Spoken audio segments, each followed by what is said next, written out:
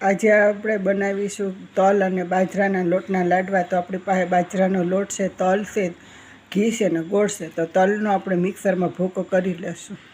તલનો ભૂકો કરી લીધો છે। તો આપણે તલનો વાટકો હતો તેનાથી ડબલ લોટ છે, તેને લોટ છે તેટલો જ આપણે ગોળ લીધો છે, અને ઘી જેટલો આપણે શેકવામાં જોશે તેટલું આપણે નાખીશું। તો હવે લોટને શેકી લેશું। ગેસ ચાલુ કરી લીધો છે, હવે આપણે લોટને શેકી લેશું।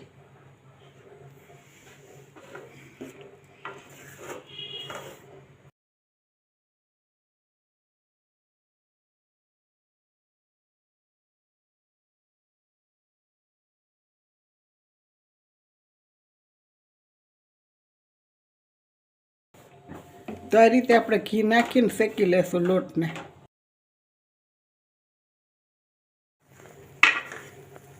તો આ રીતે આપણે ધીમા ગેસ ઉપર લોટને હલાવતા રહેશું, અને આપણું ઘી છૂટું પડી ગયું છે। હવે તો એકદમ કલર બદલી જાય તો અહીંયા આપણે ગેસને બંધ કરી દઈશું।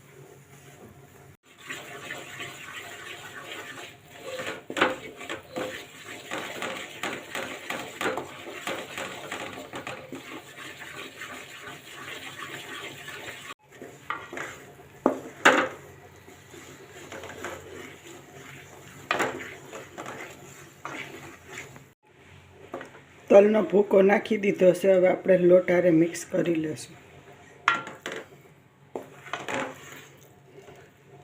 મિશ્રણ આપણું તૈયાર થઈ ગયું છે। હવે તો આપણે ગોળની પાઈ મૂકી લેશું। ગેસ ચાલુ કરી લીધો છે, 1 ચમચી ઘીની નાખી લીધી છે। હવે આપણે ગોળ નાખી લેશું।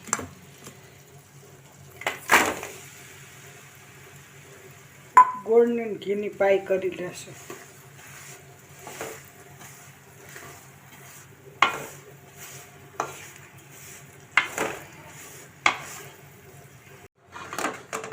તો આ રીતે આપણી પાઈ તૈયાર થઈ ગઈ છે। હવે આપણે ઘી છે તે છૂટું પડી ગયું હશે, અને બધો ગોળ છે તે ઉપર આવી ગયો છે। તો હવે આપણું મિશ્રણ નાખી દઈશું।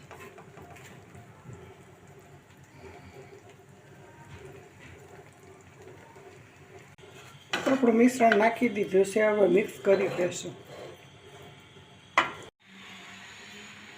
તો આ રીતે આપણે લાડવાનું તૈયાર થઈ ગયું છે। તો હવે આપણે લાડવા વારી લેશું। તો આ રીતે આપણે લાડવા બનાવી લેશું।